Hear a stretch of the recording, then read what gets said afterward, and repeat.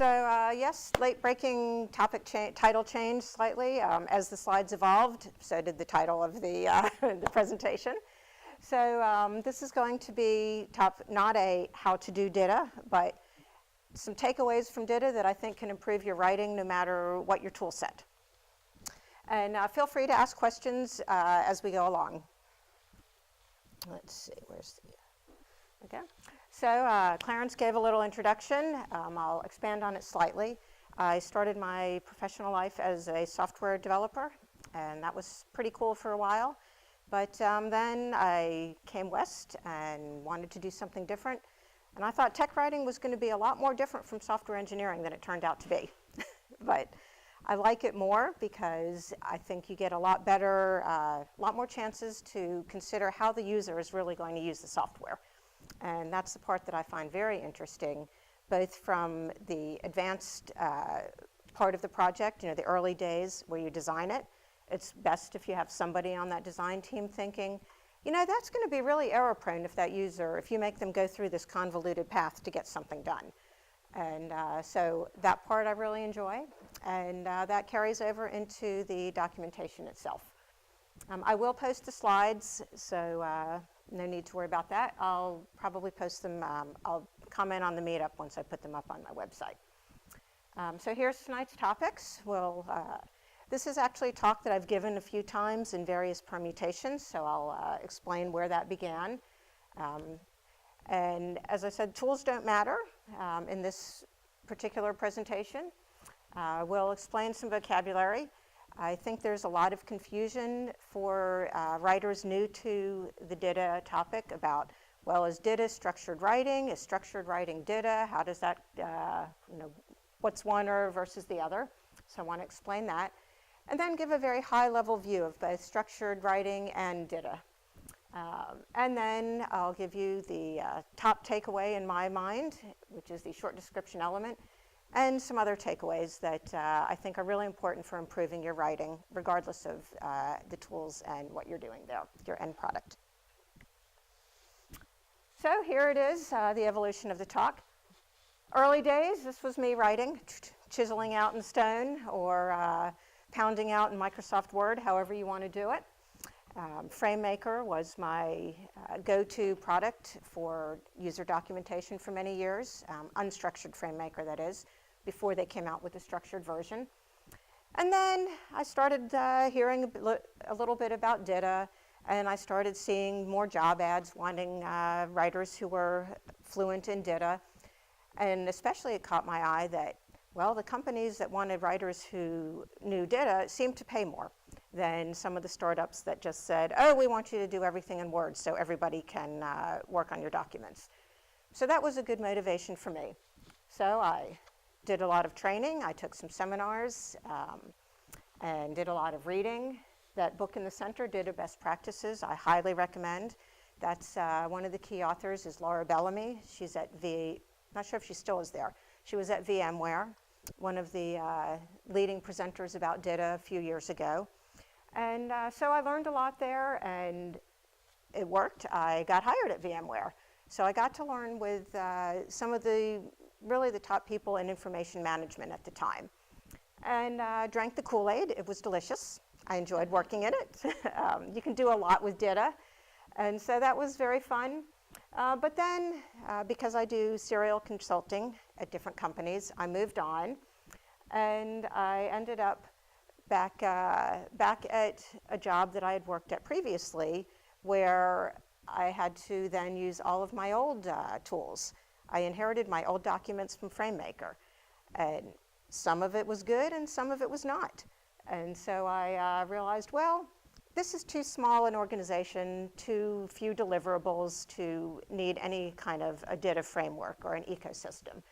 But, I bet that there's a lot of things I could take from it. There are a lot of things that weren't good. That's what this slide here is. I felt once I was back working in a non-DITA environment that, there's actually a lot you can do without DITA. You don't have to adopt all of that. And DITA really was not the right solution for a lot of places. It was the buzzword of the day, and everyone said, oh yes, we want to write in DITA. But actually, I found it was really problematic, very costly. It's a very long return on investment if you've got a large body of documentation that you want to convert over. Legacy content is difficult, and it's very complex. You really need, I know there's a small DITA and a DITA for small teams and that sort of thing, but I really felt like if you had, you needed at least half a dozen people on your writing team, because you needed someone to do the transforms for DITA, and there's a lot of ecosystem involved. And I found that when I was working at a smaller place in this environment, I barely had time to keep up with what our actual product documentation needed to be, because I spent so much time on the DITA, and that wasn't benefiting the users at all. And so that's really where this first presentation came out about a year and a half ago, because I felt like a lot of writers in the Bay Area had this idea, or they were told, you're not a real tech writer if you're just using Flare or FrameMaker still or Word, and that really couldn't be further from the truth. DITA is great, or I wouldn't be telling you some good takeaways from it, but I wanted to help inform a lot more people that you can take pieces of it. So I made the rounds last year with that presentation, and I went to the STC Summit and did that. And since then, when I did that, I hadn't yet worked with static site generator tools and the DevDoc tools that are gaining popularity now. So since that time, that's what I've been doing for the last year, and I decided it's time to give this presentation a refresh to reflect the DevDoc tools that many of us are using in the Bay Area. And so there we are today, top takeaways from DITA. So it's been a rather circular path. Some might say now that I'm using Markdown, I'm kind of back to that cave guy doing stuff on the tablet, but there you have it. So we've gone around the circle. This is what I said, the tools don't matter for this purpose, especially with the Write the Docs group. We're documentarians, so we're engineers, Tina the tech writer, QA people. That guy down there, he's a beleaguered sales guy, they're always beating on us. We want documents, and so they end up having to write their own documents.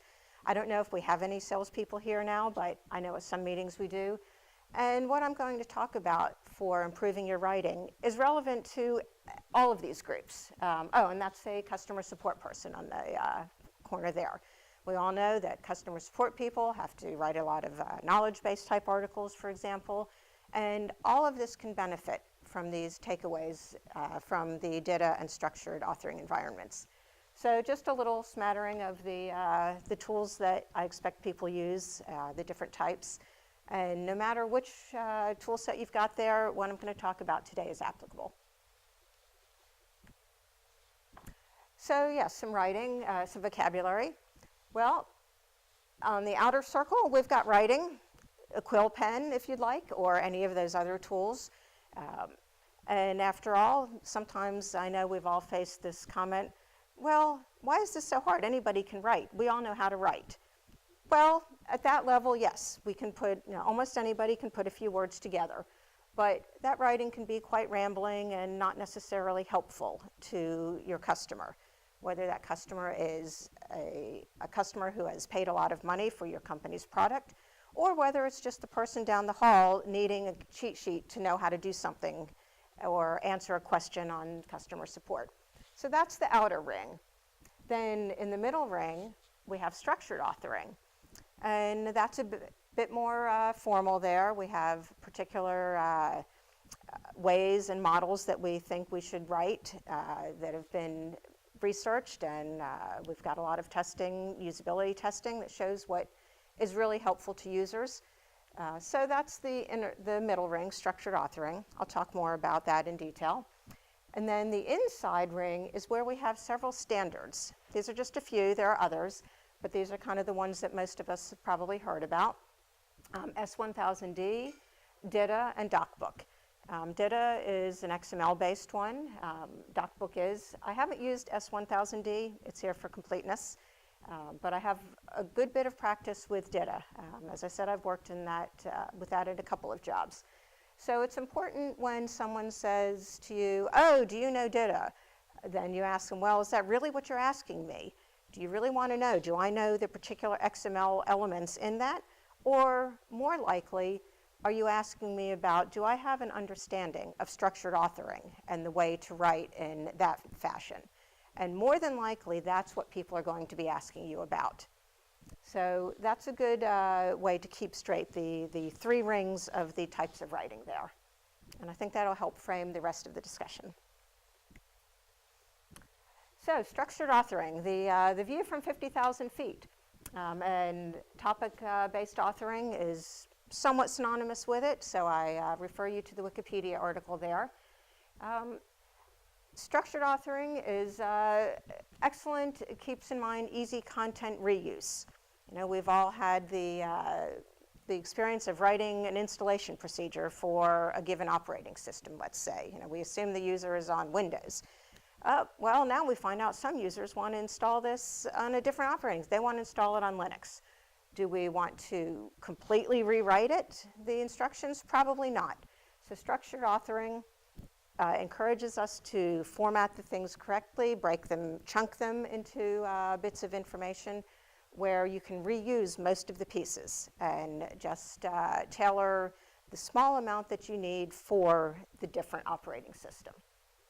Structured authoring has an implicit focus on topic-based writing. Gone are the days where we're going to think and design our documents in terms of a 50-page chapter with 20 different headings and 4 different heading levels. That's very difficult to write. It's very difficult to then use that information again. And it's actually very difficult for readers to follow.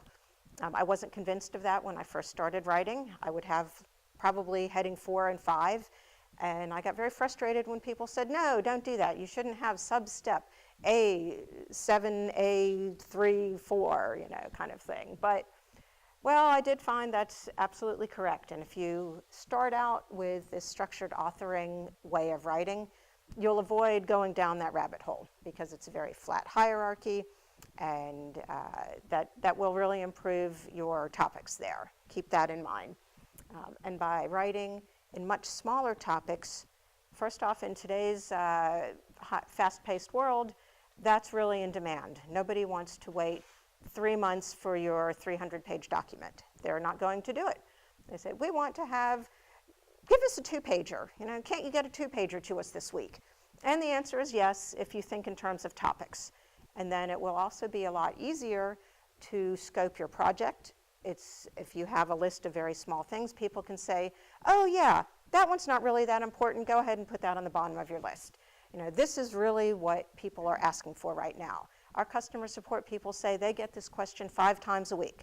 So by thinking about topic-based writing, that will make it much better. And then semantic styling is another one. And by that I mean the formatting that you see, whether something is in bold or italic or whatever. When word processors first came out, you know, WordStar, we would do Control-I. You know, that's great. It gives you your italics for your, perhaps for a cross-reference for another document, document title. But that doesn't really convey any meaning in the source content, you know, in your documentation content at all. If you want to go through and, for example, find all of your document titles, you have no way of doing that if all you're going to do is look for words in italic, because you might have other words in italics. So structured authoring really is about the semantics, the meaning of your writing. So similar to HTML, you know, at a basic level, we've got headings and we've got paragraphs, only instead of it being so much mechanical focused, it's supposed to correspond to the meaning that we have in our heads about what it is we're reading and what it is we're writing. There are, of course, specific tools for structured authoring, and here are the features that they provide. Portable content, and by that I mean if a person is using one XML editor and a different person on the team is using a different XML editor, for example, your content should be portable between them. It's not like trying to mix a Microsoft Word document and a Google Docs document. Now, actually, that's probably not a great example because you can copy and paste, but you know that you lose a lot of the formatting, particularly, for example, between FrameMaker and Word. You know, that is not very portable, despite the fact that they have import-exports for different formats there. It's not very portable, but tools that are geared specifically for structured authoring, that is one of their strong points. Multi-output publishing. We used to just publish in PDF. Well, we didn't even used to do that. We used to just have print manuals. And the copy rooms were bigger than this room, and the copiers would go all day. Then we advanced to PDF, and now we've got all kinds of output. We've got reactive HTML5, we've got Kindle, we still have some chum files, we've got EPUB. You want things to be viewable on mobile. And a tool that enables this is absolutely essential, so you don't have to write your content and tailor it and format it manually for all different ways of presenting your output. And then another feature that they tend to have is metadata support. And I'll talk a little bit more about the uses for metadata, but that's a nice one there. You know, it's important now that our documents go into the world and are used in a variety of ways, not just somebody reading a paper manual. We want that. So those are typical tools for structured authoring. And they do cross over, of course, a lot with DITA, since, as we said, DITA is a subset of structured authoring. So a view of DITA from 50,000 feet. As I said, it's an XML-based open standard, and the community is still actively developing it. 1.3 just came out not too long ago. I hadn't worked with it, so I read up a little bit, and I was surprised to see, oh, there's some new topic types. So it is ever evolving, which is good and bad, like any of this. It's nice. It has made some of the previously manual work that you had to do, or customization, specialization, they called it for topics, unnecessary. They've rolled it into the main body of standards. Its strength is content management. It's not so much geared to content creation, the actual physical task of it. It kind of makes things more complicated. It's certainly much more complicated than just sitting with Word on your desk, where you can just write your content really without regard to what's happening under the covers. You know, a modern day Word file, .docx, is actually a zip file, and it's got all of these other things underneath it. And it is also XML underneath. But when we write with Word, we don't really have to know any of that. That's the thing. Anybody can use Word.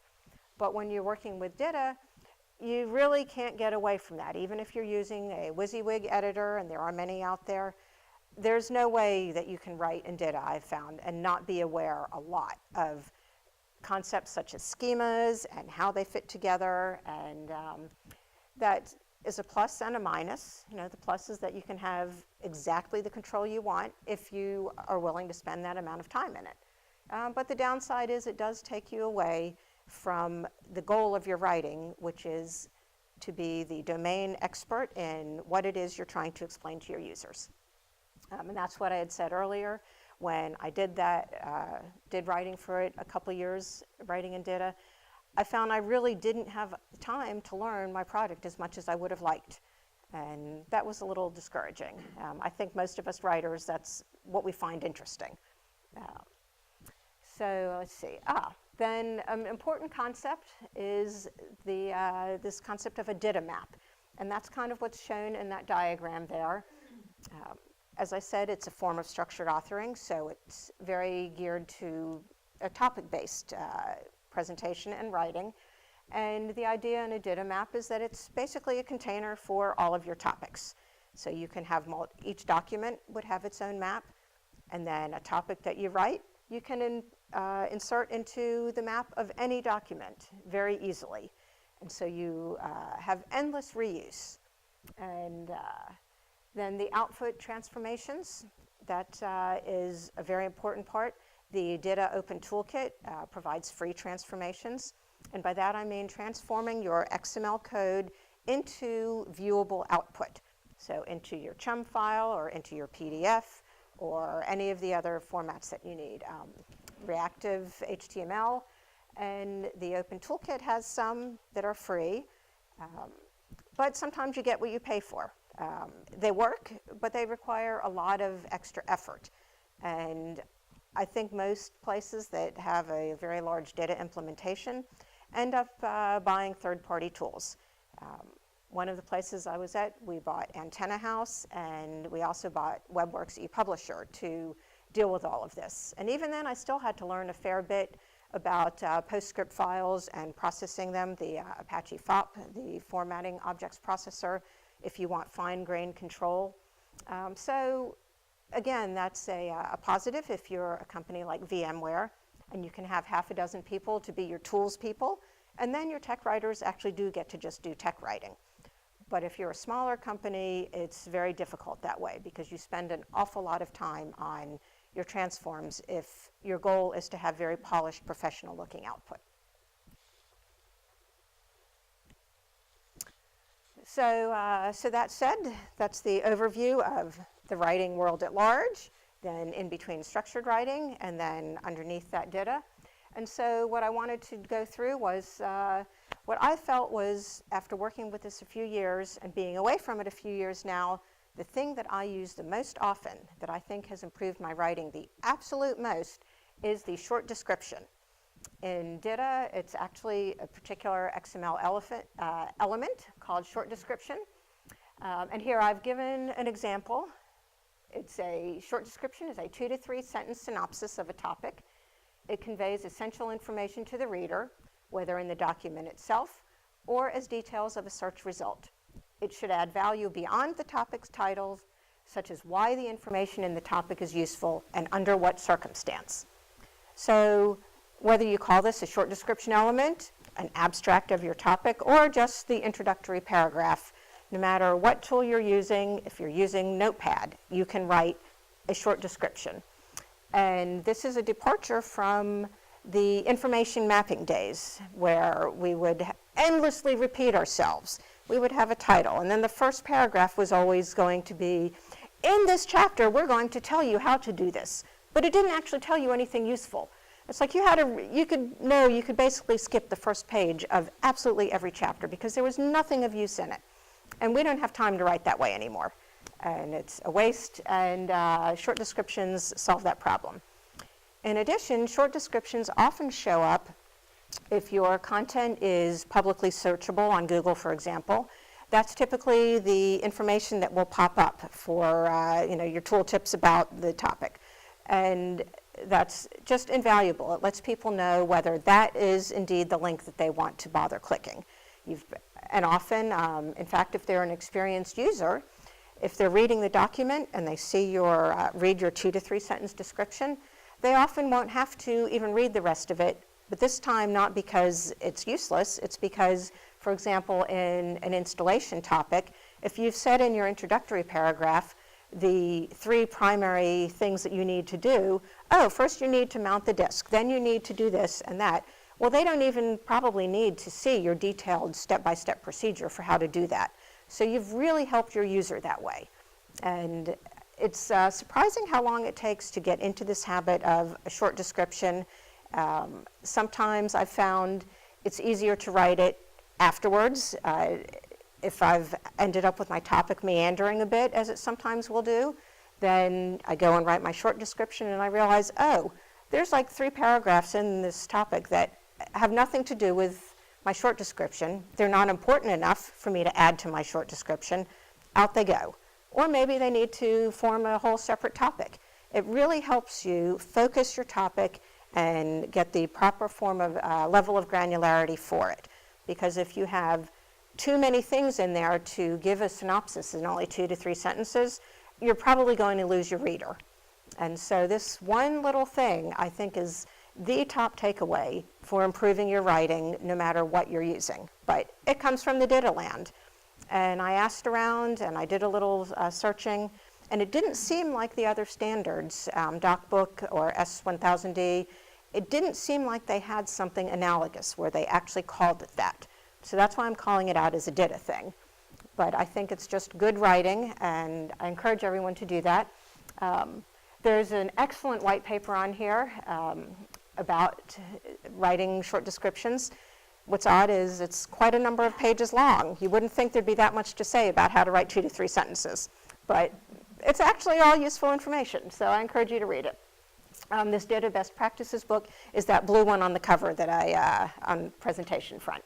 And that's also a very good book to get, whether, definitely if you're going to be working in DITA, but even if not, you'll find all kinds of useful tips about writing that you can take. And those are the 2 good resources there.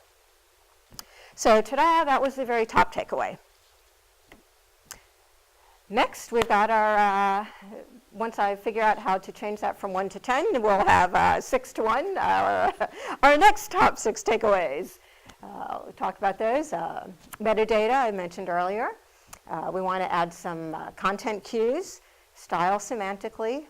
You want to enable easy content reuse, strive for consistency, and write in topics. And all of these will definitely improve your writing. You can say they're DITA topics, but they're also just good writing. What do you mean by Oh, content? cues? Oh, we will be getting to that shortly, but in brief, it's just to help people know as soon as they kind of glance at your topic what it's going to be about. It helps guide them through, little navigation aids, that kind of thing. So each of these I'm going to explain further. So metadata, there's an excellent article on Wikipedia again about all the different uses for it, because I always knew about metadata. You know, metadata is more than just the title, but for example, for a photograph, you might have the date it's taken, the resolution, the location, now that our phones will put our GPS coordinates right where we've taken our photo. You know, we know what metadata is, but I never had actually seen it used. And the answer is, well, it's used for a lot of things in a professional setting. Maybe not just for your photos at home, but if you've got thousands of photos, you probably could benefit from paying attention to the metadata, extracting it out, being able to select the photos you want based on some tags. You know, maybe you'll say, oh, these are all of my hiking photos, you know, and you can pull those out. So metadata is important for your documents. DITA made it very easy because it's automatically included as an element in your topic, but FrameMaker, Word, you know, all of these things pretty much have ways of putting metadata into it. And interestingly, the Microsoft products have this, if you open your Word properties for a document, they don't call it metadata. They've simplified the terminology. But I read up, and it does correspond to an actual standard there from long ago. So I recommend reading that. That won't improve your writing per se, of course. It's not writing focused, but it will improve the possibility of your documents being more useful, more retrievable, especially if they are searchable in a database for a large company of documents, you know, like Salesforce has thousands. I'm sure they've made very extensive use of the metadata because I've been on their website and you can search by many, many different ways, you know, the version, the product, the this, the that, and that's enabled by making sure that you include proper metadata. And here are the content cues that we were talking about. You know, change ahead. We've come to a new topic, reader. How are you going to know how to navigate it easily? And content cues are lead-in text, such as in this chapter, or if you are giving a task, you want to have prerequisites, what to do next after your steps. You know, it helps guide the reader into where to go next, what to do, what to expect. DITA makes this easy. Most of the transforms automatically, for example, if you choose a steps element to start writing your procedure steps, it will automatically put in there at the end of it what to do next. But you can do that manually. You know, you can do that in any program. It's just a matter of deciding, oh, that's an important aid to the user. Give them a cue as to where they are. Alerts. I think content cues are things like icons, text for cautions, notes. You don't want to only use icons. They often are not as obvious as we think they are, since we are the ones who have chosen them. So I recommend icon plus text. And by making sure you use these consistently throughout your documents and adding them where you might not have thought to, Like saying, well, almost every task, if you're in a, especially if you're in a super procedure, where you've got an overall task and then several smaller ones, you need to give people that information, what to do next specifically. Just because it comes next in the document doesn't actually always mean that that's what they're supposed to do next. So don't make them think, there's that old book, Don't Make Me Think, and it was about usability design, but we can apply that same thing to writing. Give the user as many cues as you can. And that's not wasting words or excess amount of verbiage. It's, I think, very useful for them. So did that answer sufficiently? Okay. We've all had this situation. You want me to change the formatting of all the controls from bold to italic. Well, we touched on this earlier, style things semantically. Then if you do, it won't be difficult at all. You can just say, oh, sure, you want to change the look and feel because the branding has changed colors? No problem, because we've defined things semantically. We can just go and change that part of it. In DITA, it comes automatically. There are elements that you would use. It's actually not GUI, it's UI element, instead of saying bold. So in this case, bold is a fairly typical way to put the GUI control labels. But that's a part for the output transformation. You can, it doesn't matter. The author really doesn't even have to know. We've, at that point, separated the content from the presentation. And that's a good way of looking at DITA not structured authoring, at DITA, because just like HTML, it was supposed to separate the actual content from what it appears. So your tool styling can do this no problem.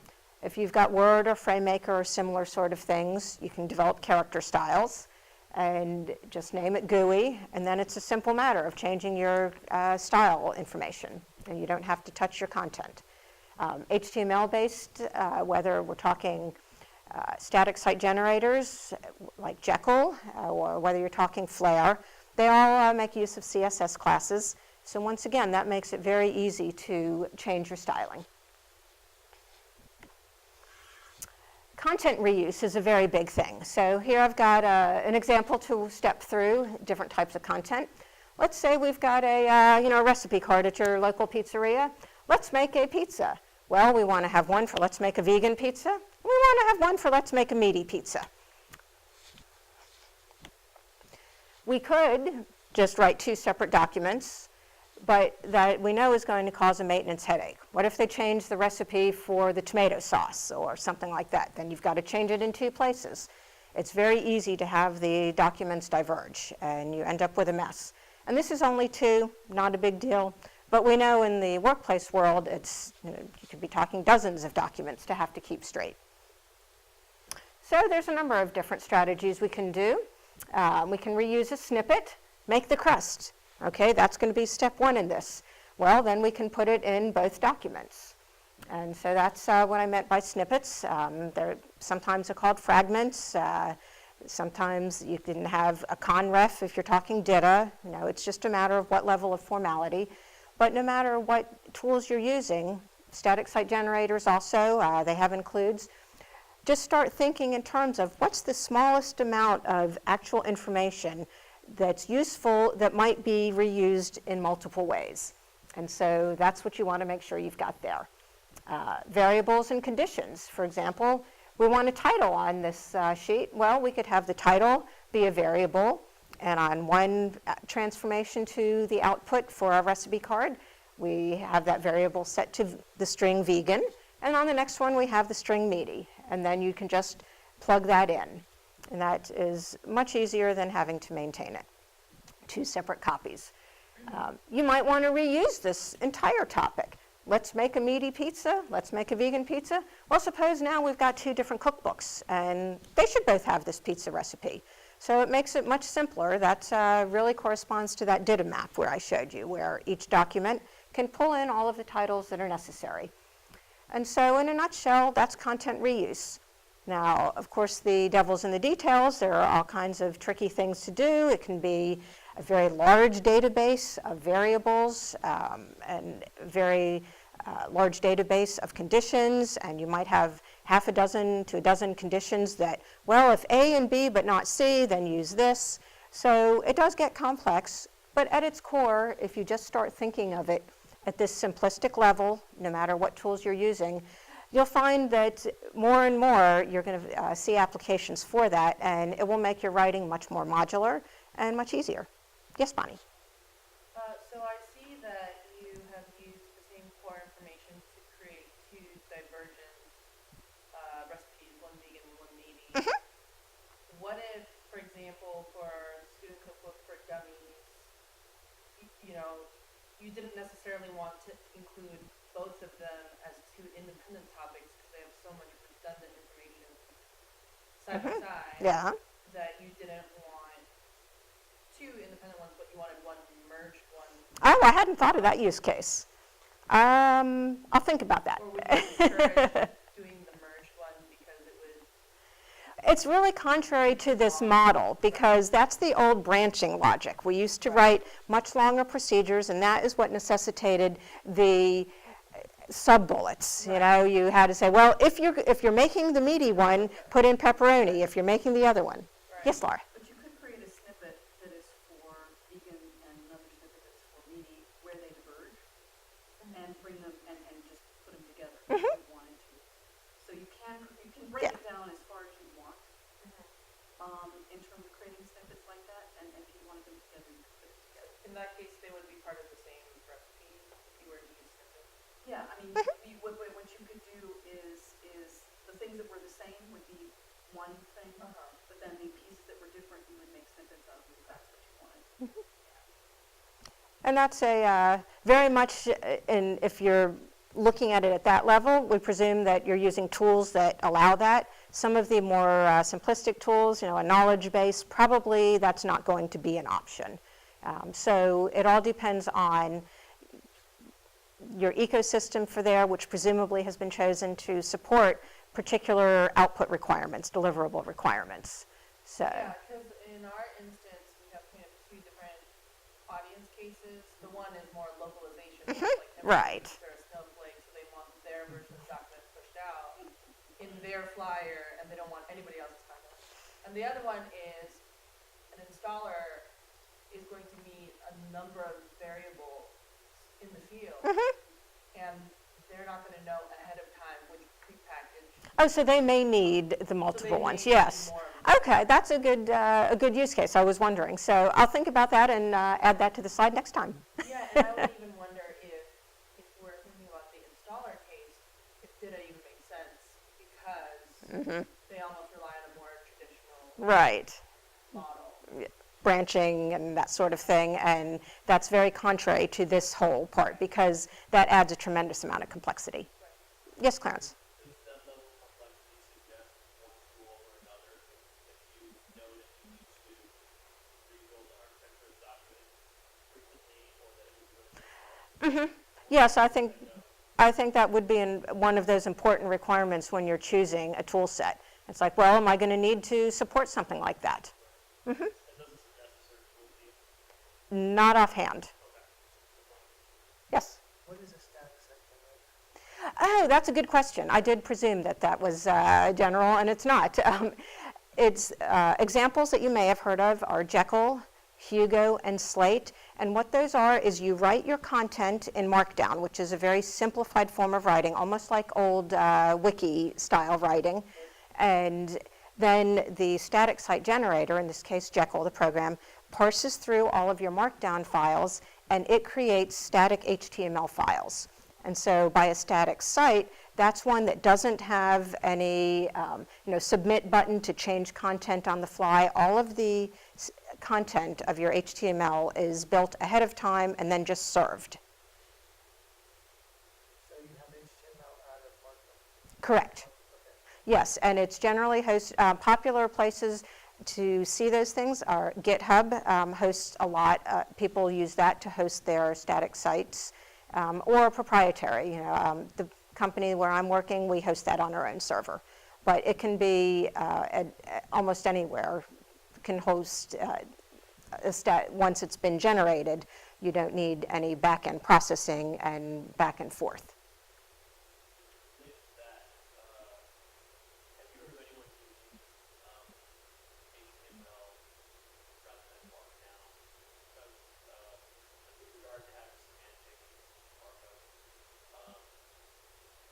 You, Markdown is you mean to actually write in HTML? yeah, and it's a story. No, I haven't. People seem to use the Markdown, or if they're using Sphinx, which is a Python-related environment, then they'll write in restructured text, or ST, which I haven't used, so I can't speak about that in any detail at all. But I don't think that people want to write in HTML. If you're doing that, then you're generating websites and you're using appropriate web tools and WebKits and all of that. So the idea of this is that Markdown is very simple. Everybody can learn that in a few minutes, and then it just creates it parses through with some other tools, because you do need other things to implement some of the things I've talked about, like variables, because that's not innate in there, so you have innately in there. You do have to integrate with quite a few other tools. Okay. Number 2, to improve your writing, is strive for consistency. Sources of confusion for the user. You know, if they're looking at this document, they're going to throw up their hands.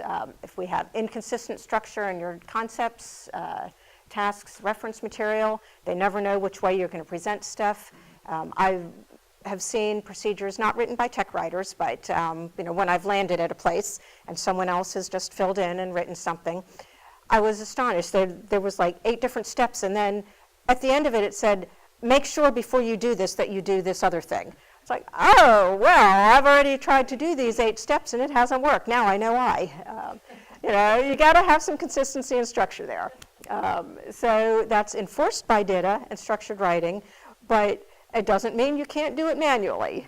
I was just astonished that users actually were able to accomplish the task. I asked, are people successful with this? And I was told yes, but they basically had to do a lot of hand-holding and walk everybody through this. And it's like, oh, well, no wonder.